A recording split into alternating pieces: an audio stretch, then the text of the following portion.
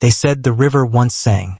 Folks claimed its water shimmered like melted glass, cool and endless, curling through the valley like a silver ribbon in God's own hand. For generations, that river fed the town, gave life to their crops, washed away their grief, baptized their babies, and buried their secrets. Then one summer, everything changed. The water slowed to a crawl, turned murky, and one morning, it was gone. All that remained was cracked earth, pale fish bones, and a silence that sounded like mourning. People whispered it was punishment. Others said it was justice. But the elders, the ones who remembered the old songs, spoke of a mermaid who once lived beneath that current. A spirit, half woman, half river, who kept the balance between the people and the land. And the truth, like the river itself, had been buried deep. It started years before the drought, when the town was still young and proud. It was a place carved from sweat and stubbornness, where black and brown hands worked the land but weren't welcome at the table. Men in fine hats ruled from their porches, while women like Ada Brooks hauled water at sunrise, praying the ground would stay kind one more season. Ada was quiet but strong, her hands calloused, her heart too big for her frame. She'd lost her parents to fever and her brother to the war, but she never lost faith in the river. The river remembers, her mama used to say. It carries stories the land forgets. Ada believed that, even when others stopped listening. Then came the stranger. He arrived one dusk on a tired horse, his coat dusted red from the road. Folks said his name was Elijah Crane, a water surveyor from the city, sent to map the flow of the valley. But there was something different about him. His eyes lingered too long on the river's bend, and sometimes, late at night, he'd walk down alone to the water's edge as if listening for something no one else could hear. Ada watched him from afar, curiosity tangled with caution. The world wasn't kind to women like her talking to men like him, not when skin still drew lines deeper than fences. But fate has a way of ignoring rules when hearts start to stir. One night, after the town's meeting about a new dam being built upriver, Ada saw Elijah by the bank, staring into the moonlit current. The water glowed faint blue, soft ripples forming around something, or someone. A shape rose slowly, shimmering, hair dark as the night, eyes bright like morning. Ada froze. The figure wasn't fully human. Her skin caught light like silver. Her voice was the sound of wind over water. Elijah fell to his knees. The creature smiled, sorrowful and kind, and said, "You've come to steal my breath." Elijah shook his head, whispering, "I came to understand it." Ada stepped back, heart pounding, but she knew then what her mama's stories meant. The river had a keeper, and her name was Lyria. From that night on, the river's current grew stronger. Crops thrived again, fish returned, and the air carried a hum like quiet music. But not everyone saw it as a blessing. The town's new mayor, Henry Talcott, saw it as control slipping through his fingers. "No spirit's gonna dictate our progress," he told the men at the saloon. "We'll build that dam and dry her out if we have to." His words spread like fire. And though Ada begged them to listen, to remember what the elders said, fear and greed are loud companions. That night, Elijah came to Ada's door, eyes wild. "They've trapped her," he said.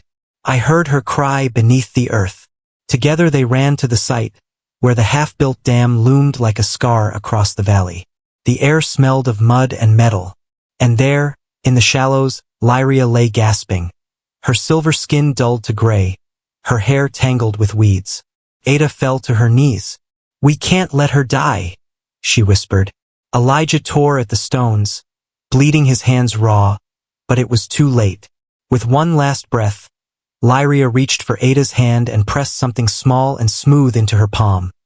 A shell, warm and faintly glowing. "When they forget," she whispered, "remind them who I was." Then her body dissolved into the water, leaving only stillness. At sunrise, the river stopped.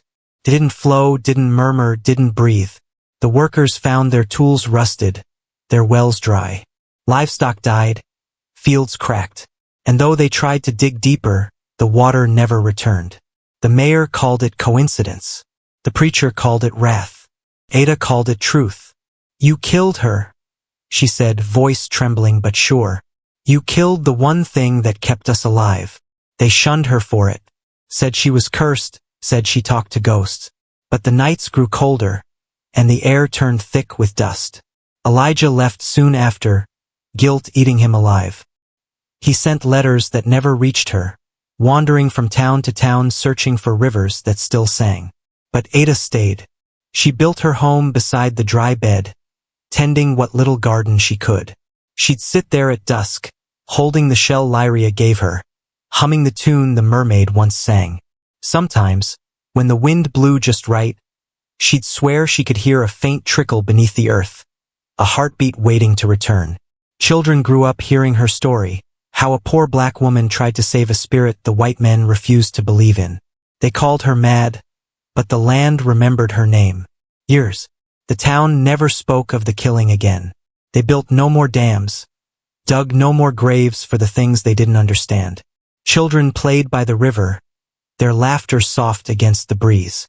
And sometimes, when twilight fell and the light caught the water just right, they'd see a shimmer, a shape beneath the surface, and swear they heard a woman's voice singing low and sweet, promising that the river remembers. Years passed like ripples spreading from a single drop, fading but never truly gone. The town that once dried up began to breathe again, little by little. Crops grew green where dust had ruled, and the children who had only known cracked soil learned the sound of flowing water. But beneath that peace lived memory. Quiet, steady, unblinking. People forgot easily. Rivers did not.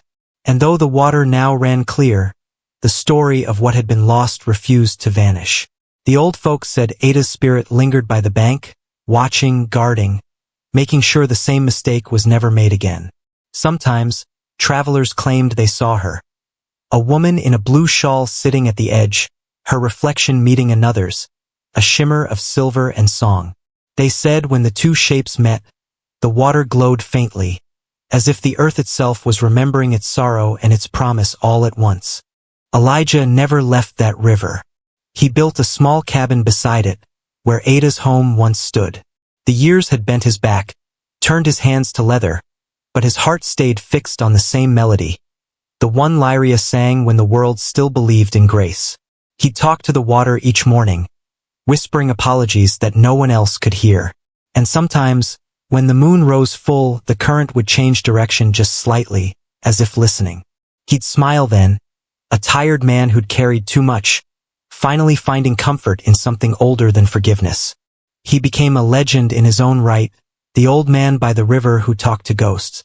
Children would sneak near his cabin to spy, only to find him sitting still, eyes closed, as the sound of faint singing drifted through the mist. One night, a terrible storm came again, stronger than any before. Wind tore through the valley, lightning cracked the sky open, and the river swelled, angry and wild.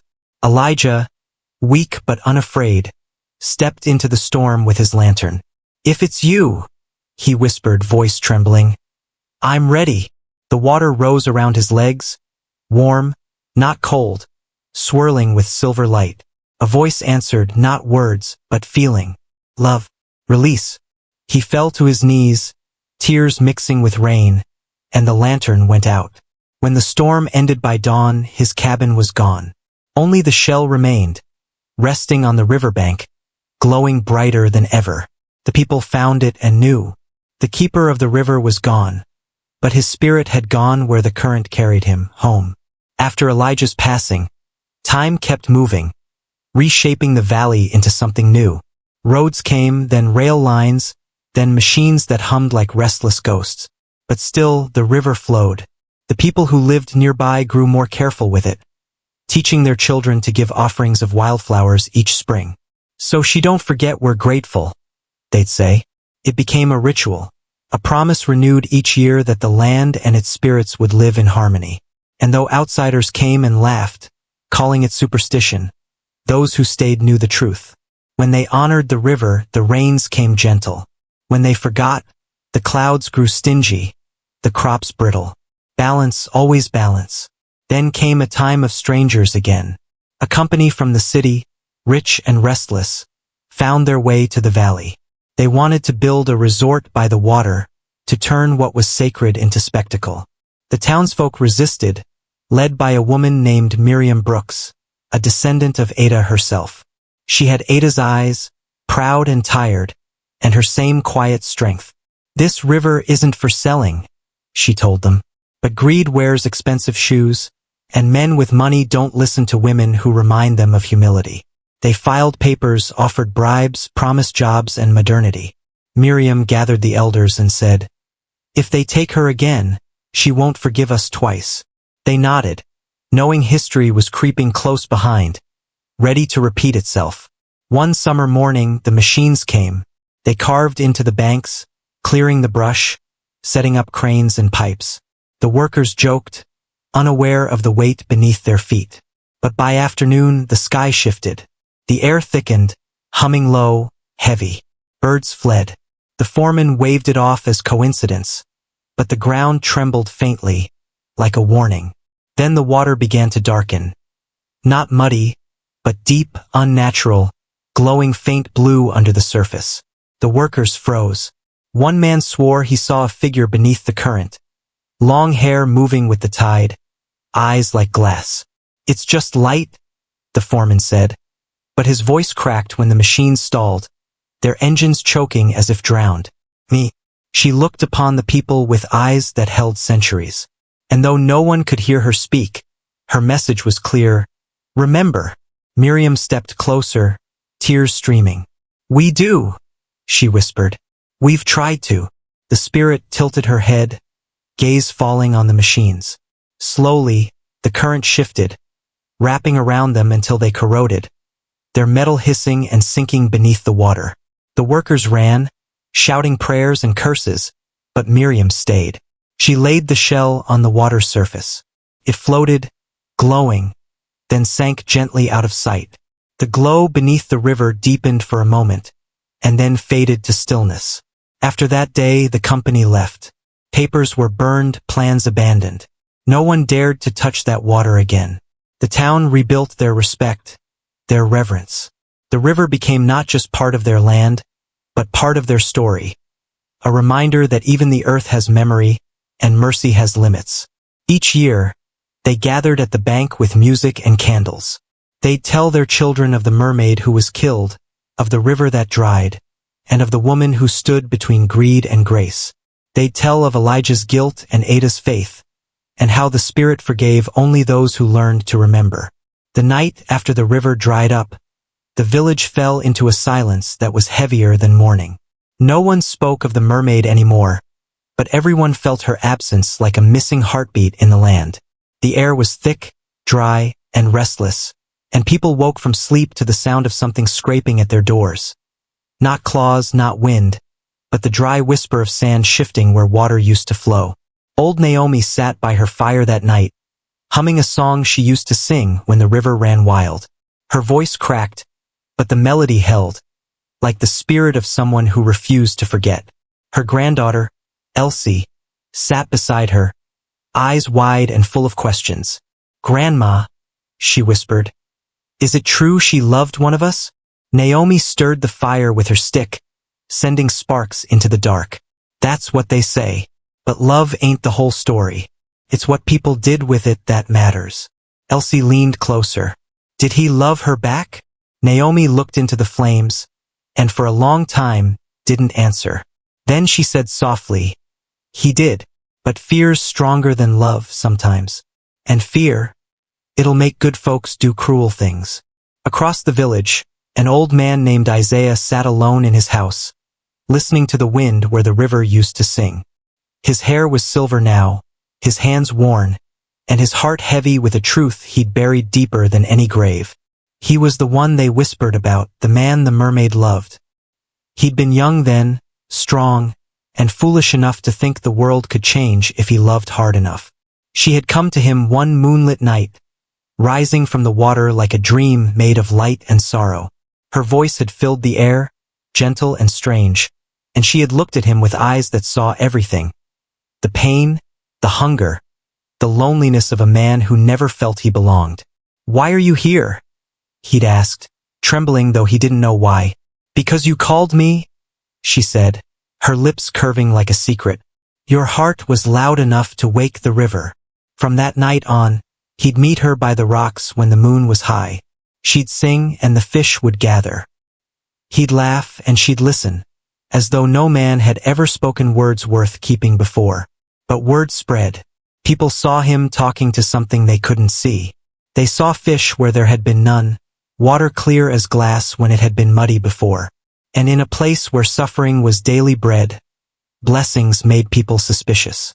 Then came the preacher. He stood at the edge of the river one Sunday, his Bible high, voice sharp with fire.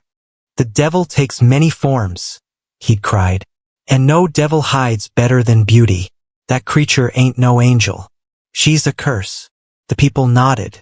They were tired, hungry, and frightened. When the crops failed and a child fell sick, they said it was her doing. When the preacher's cow died, he said the river itself had turned wicked.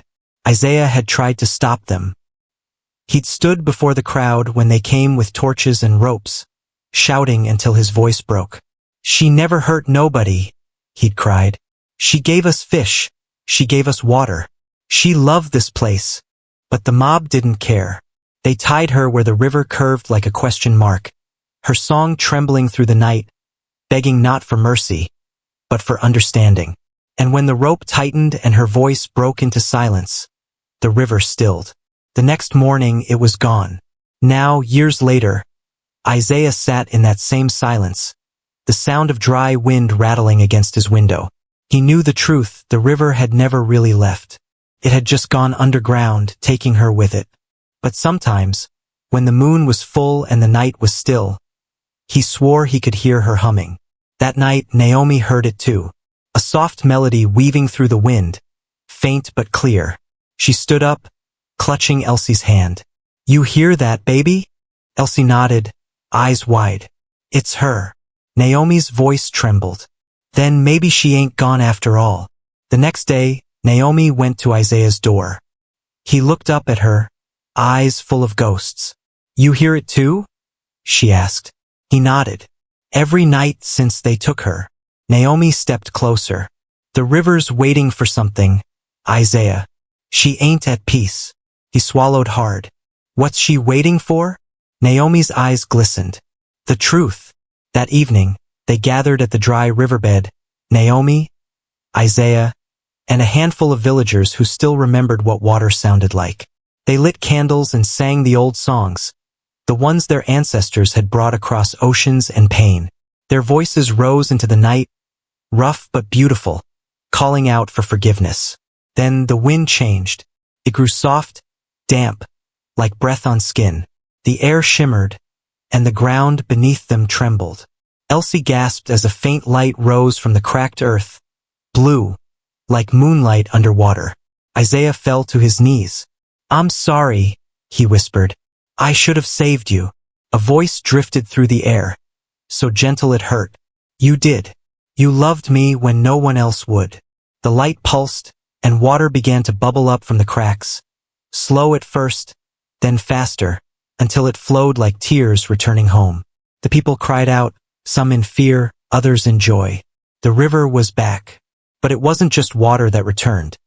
It was memory, forgiveness, and the truth that love, no matter how buried, can outlive even death. As the moon rose high, Naomi turned to Isaiah. She forgave you, she said softly. He nodded, tears carving paths through the dust on his face. Maybe now she can rest. The river sang again that night, soft and low, carrying a song that sounded like healing. And though no one ever saw her again, the people of the village knew. She was there, in every ripple, every shimmer, every drop of rain that touched their faces. From then on, they never spoke of her as a curse. They called her what she always was, the river's heart. When morning came, the village woke to a sound they hadn't heard in years, the sound of running water. Children ran barefoot toward the banks, laughing and crying all at once as they splashed in the shallows. The air smelled new again, damp and alive. The ground, cracked and broken for so long, now drank eagerly, as if the earth itself had been thirsty for forgiveness. Isaiah stood near the edge, staring at the river as it wound its way through the valley like a blue ribbon stitched into the heart of the land. He could barely believe it was real. His reflection shimmered on the surface, and for a moment, he thought he saw her face beside his, soft, smiling and free. Naomi came to stand beside him, her cane sinking a little into the wet earth. "She came back for you," she said quietly. He shook his head. "No," he murmured. "She came back for all of us." That night, the people of the village held a gathering by the river. There were no sermons, no torches, only songs. The kind that rose from aching hearts and carried both sorrow and hope. The elders sang old spirituals, their voices rough but true. The younger ones hummed along, learning the melodies that told their history, of loss, of faith, of things taken and returned. Naomi led the prayers, but not to the sky this time. She faced the water and said, "We thank you for remembering us even when we forgot you." The crowd repeated her words softly, their voices blending with the sound of the current. Felt like the whole valley was breathing again. But in the quiet of the night, Isaiah couldn't shake the feeling that the river still held something. Not anger, but unfinished truth. When the others had gone, he stayed behind, staring into the moonlit water. "What else do you need?" he asked, voice trembling. The water rippled, and a faint glow rose beneath the surface. "Tell them," the voice whispered, her voice soft as a sigh. "Tell them who I was." He swallowed hard, nodding slowly. "I will." The next morning, the villagers gathered again, expecting Isaiah to speak of the river's return. Instead, he told them a story. "Her name," he said, "was not just mermaid. She had a name, Marin." He paused, his voice thick. "She wasn't just from the water. She was part of it, same as we're part of this land. She came because she heard pain, our pain, and wanted to help. But we couldn't see her kindness through our fear. And his voice cracked. I loved her. I still do." No one spoke. Even the wind seemed to still. Naomi wiped her eyes, her heart swelling with both sorrow and pride. "Then let her name be remembered," she said. "Let no child grow up here without knowing her story." From that day on, they called the place Marin's Bend. The river flowed wider each season, carving out a home between the hills. The fish returned, crops grew again, and life, the kind that feels like grace, began to take root. But not everything healed at once. Some people still whispered that the river's blessing came with a cost. Others said Marin's spirit waited for the one thing still missing, justice. Isaiah grew older, his back bending but his eyes staying bright. Every evening, he sat by the river, talking softly to the water as if it could hear. And maybe it could. Sometimes the current swirled in answer. Sometimes the air shimmered like light on glass. Years later, when Naomi passed, the river rose higher that night, soft rain falling over her grave. People said Marin was welcoming her home. Elsie, now grown, took her grandmother's place as the storyteller. Her voice carried the legend of the mermaid who had loved too deeply, and the village that had learned too late. But Elsie didn't tell it as a ghost story. She told it as a story of redemption. "We are what we do with our fear," she'd say. "Once we chose hate, but the river forgave us." People came from far away to hear her speak, to touch the water, to feel something sacred in the air. Marin's Bend became known as a place of healing, not because of magic, but because of memory. And sometimes, when the sun set low and the water turned gold, people swore they saw a figure moving beneath the surface. Not trapped, not sorrowful, but free, her song soft and endless. Isaiah, on his final day, sat by that river, his hand trailing through the cool current. "I kept my promise," he whispered. "They remember you." The river rippled, light dancing across his wrinkled skin, and for the first time in his long, heavy life he felt peace. When he passed, the water didn't dry again. Instead, it sang louder. The people said it carried him home, to her. And from that time on, every child in Marin's Bend learned the same lesson. That love never truly dies, and that water, like truth, will always find its way back. Years passed, and the story of Marin's Bend spread far beyond the valley. Travelers came from distant towns just to see the river that had once disappeared, the one that had returned after forgiveness. Some came to pray, others to heal, and some just to listen, because when the wind moved right, you could still hear her song in the current, a melody full of sorrow and peace. Elsie had become the keeper of that song. She told it to every child born near the water, taught them to speak Marin's name with love, not fear. And when she walked the banks each morning, she'd whisper, "We remember you." One summer, a stranger rode into town. A tall man with eyes the color of rain and a hat pulled low. He said he was a historian, but there was something in his gaze that seemed more personal. He listened to Elsie tell the story one evening, her voice carrying through the still air, and when she finished, he stayed behind while the others drifted home. "You tell it like you were there," he said quietly. She smiled. "In a way, I was. My grandmother saw it. My great-grandfather lived it." He nodded slowly. "Isaiah." The way he said the name made Elsie pause. "You knew him?" "I'm his grandson," the man said. "My mother never talked about him much. Just said he carried a sadness the world couldn't see." Elsie's heart ached. He did. But he also carried love that never died. The man looked toward the river, the moonlight shimmering on the surface. "I came because I had dreams, always of water, and a voice singing. I didn't understand it until now."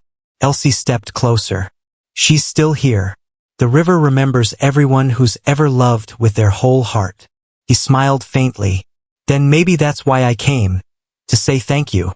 That night, as he stood by the river, the current shimmered brighter than usual. For a moment, he saw a shape move beneath the surface.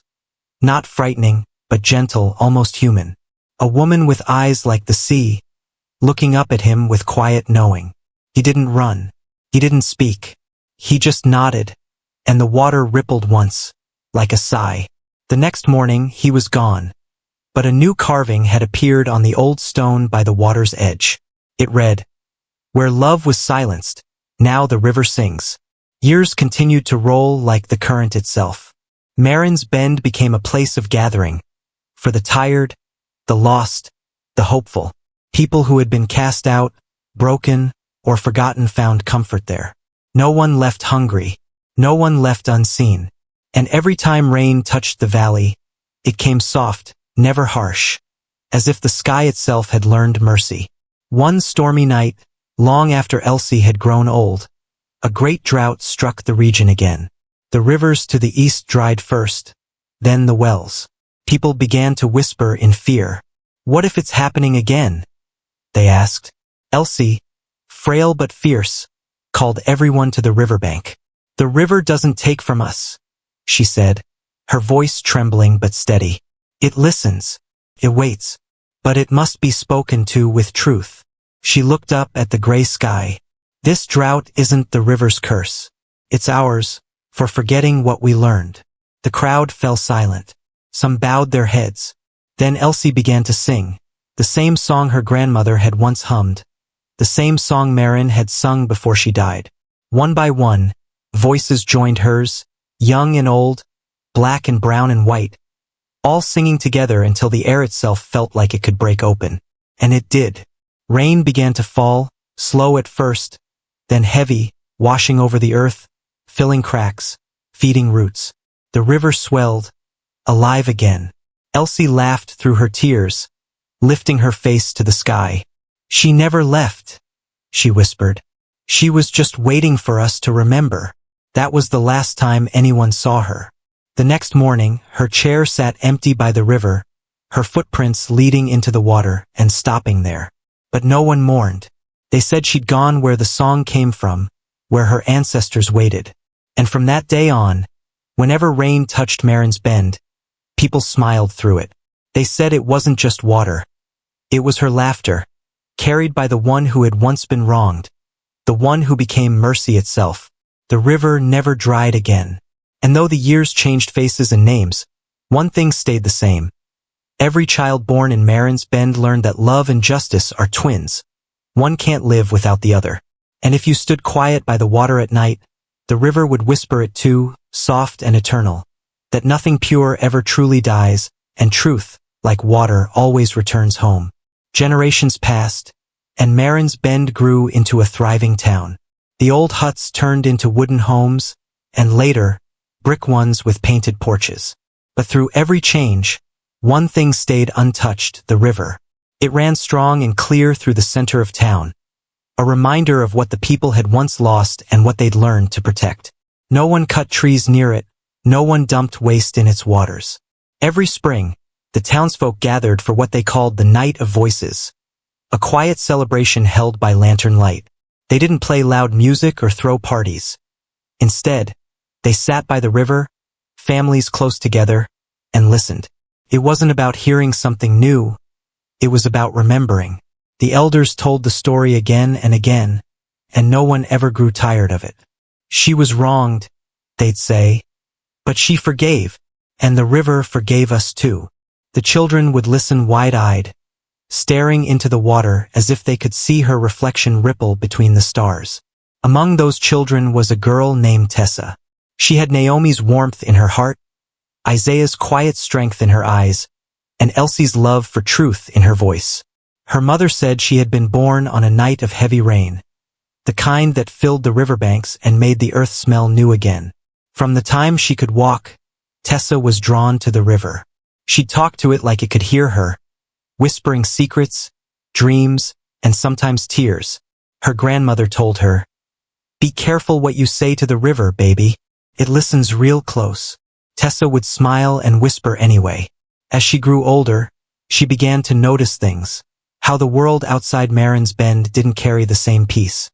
Other towns still argued about color, class, who deserved more, who deserved less. There were still wounds too deep for water to heal alone. One summer, a group of outsiders arrived, developers who said they wanted to modernize Marin's Bend.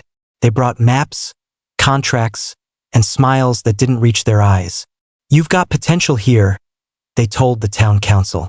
A resort by this beautiful river could bring jobs, tourists, wealth. Some were tempted. They'd seen hard times lately. The crops had been dry that year and folks were struggling. But Tessa felt a coldness in her chest when she heard them speak. That night, she sat by the river and whispered, "What should we do?" The current shimmered faintly under the moonlight, as if answering her in ripples.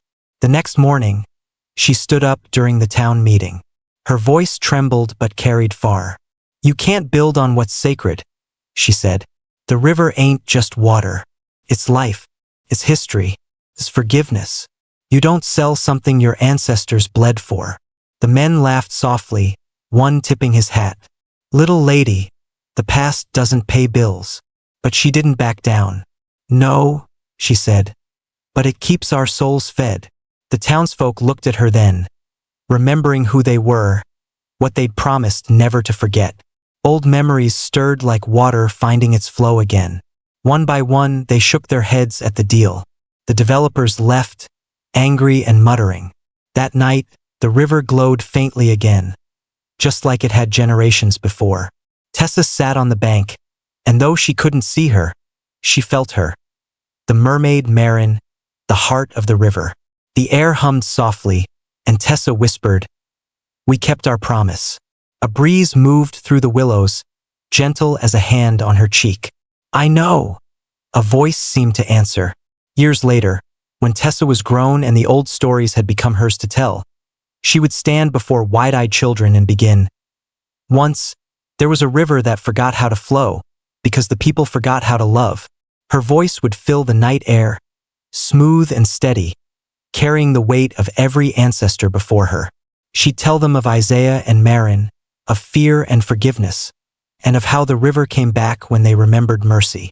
And she'd end the story the same way every time, looking out toward the dark, flowing water. "The river listens," she'd say. "It remembers what we say, what we do, and who we are. So speak to it with kindness, and it'll carry that love far beyond us." Then the children would go quiet, watching as fireflies danced over the river's surface, and some swore they heard faint singing, soft, sweet, and endless, like the voice of a woman finally at peace. The grown folks didn't deny it either. They just smiled, held their loved ones close, and let the sound of the water remind them that every generation had the same duty, to keep love alive where fear once lived. And so the river of Marin's Bend kept flowing, clear and full, winding through time itself. Proof that forgiveness runs deeper than pain, and that truth, once freed, never runs dry. By the time another century passed, Marin's Bend was more than a town. It was a legend wrapped in truth. People came from far and wide, not to seek riches or miracles, but to feel something pure. They said the air itself carried peace, that even the hardest hearts softened by the river's edge. The elders still told the story by lantern light, but now it was also written in books, painted in murals, sung in songs. The mermaid who had once been hunted had become a symbol of strength, forgiveness, and justice. But even legends are tested when the world forgets to listen. A drought swept across the region, longer and harsher than any before. The sky stayed dry for months, and the sun burned hot enough to crack stone. The river thinned until only a narrow stream trickled through the heart of Marin's Bend. The people grew fearful again. They prayed, they sang, they waited, but the water kept fading. Tessa, now old and gray, stood by the river one morning, her cane pressed into the cracked mud. "You've given us everything," she whispered. "Maybe it's our turn to give something back." That night, she gathered the people under the stars. The young ones were restless, the elders worried. "You all remember the story," she said. "The river went silent once because we killed what was innocent. But it came back when we told the truth, when we faced what we'd done. Maybe we've forgotten again. Maybe this drought ain't about rain. It's about us." A murmur went through the crowd. "Forgotten what?" someone asked. Tessa's eyes gleamed in the torchlight. "We built, we prospered, we stopped listening. We tell Marin's story, but we stopped living by it." The crowd fell silent. Then a boy's small voice broke through. "How do we fix it?" Tessa smiled sadly. "We remember. That night no one went home. They stayed by the river, lighting candles, singing the old songs. But this time, they didn't just sing of Marin. They sang for every life ever wronged, every voice ever silenced. The air felt charged, humming like a heartbeat. The sky stayed dark, but the people didn't give up. Hours passed. Then, a soft breeze began to move. The candles flickered. Tessa lifted her head. "She hears us," she whispered. And then rain started, gentle, hesitant, like the first word after a long silence. Then it grew steady, cleansing the air, washing the dust from the ground. People laughed, cried, danced barefoot in the mud. The river swelled, alive again. Lightning flashed far off, not angry, but bright, like a smile across the sky. Tessa lifted her hands and whispered through the rain, "Thank you." A soft ripple answered her. That was the last night she was seen alive. When dawn came, her chair sat empty by the riverbank, her shawl folded neatly across it. In the mud beside it were her footprints, leading to the water's edge and stopping there. But the people didn't mourn her passing. They said she'd gone where her ancestors waited, where Marin still sang. And that morning, as the river sparkled under the new sun, it seemed to hum with a familiar song. Decades later, travelers would still stop at Marin's Bend. They'd see the bronze statue near the river, a woman with sea glass eyes, her hand extended toward the water. The plaque beneath her read, "To Marin, to Isaiah, to those who remembered, and those who will. Spend."